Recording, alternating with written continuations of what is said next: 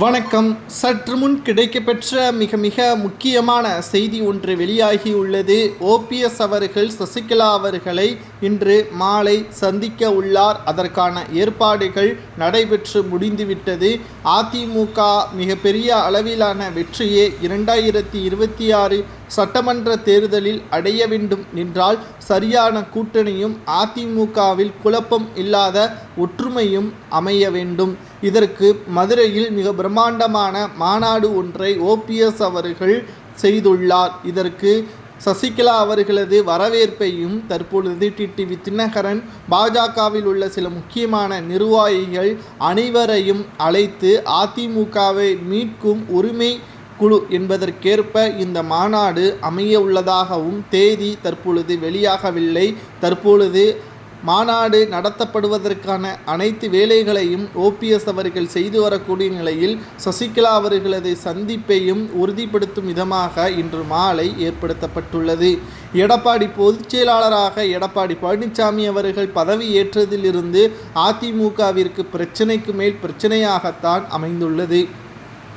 நீதிமன்றத்திலும் எடப்பாடி பழனிசாமி அவர்களுக்கு எதிராக தற்பொழுது வழக்குகள் நிலுவையில் இருக்கக்கூடிய நிலையில் அதிமுகவின் தொண்டர்களும் தற்பொழுது குழப்பத்தில் உள்ளார்கள்.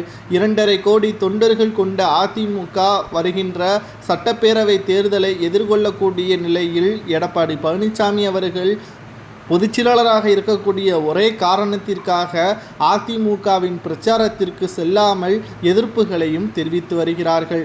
மக்களவை தேர்தலில் எதிர்ப்புகளை தெரிவித்துதான் அதிமுக ஒரு இடங்களில் கூட தோற்கடிக்கப்பட வாய்ப்புகளை ஏற்படுத்தப்பட்டுள்ளது. வெற்றியடையாமல் அதிமுகவின் தோல்விற்கு எடப்பாடி தான் முழுமையான காரணம் என்றும் நாம் ஏற்கனவே பார்த்திருப்போம். தற்பொழுது ஓபிஎஸ் அவர்கள் சசிகலா அவர்களை சந்திப்பதற்கு முக்கிய காரணம் மறைந்த முதல்வர் ஜெயலலிதா அவர்களுடன் இருந்ததற்காக மட்டும் அல்ல, அவருக்கு பின்னாலும் அதிமுகவின் தொண்டர்கள் இருக்கிறார்கள். ஒருவர் கூட அதிமுகவிலிருந்து விலகிவிடக்கூடாது. ஒற்றுமை என்பதுதான் அதிமுகவின் மிக முக்கியமான பலம். அதற்காக எடப்பாடியையும் கட்சியிலிருந்து நீக்க விருப்பம் இல்லை. அவர் பதவியிலிருந்து மட்டும் ராஜினாமா செய்ய வேண்டும், அங்கமாக இருக்க வேண்டும் என்பதையும் ஓபிஎஸ் அவர்கள் பல முறையும் கூறிவிட்டார்.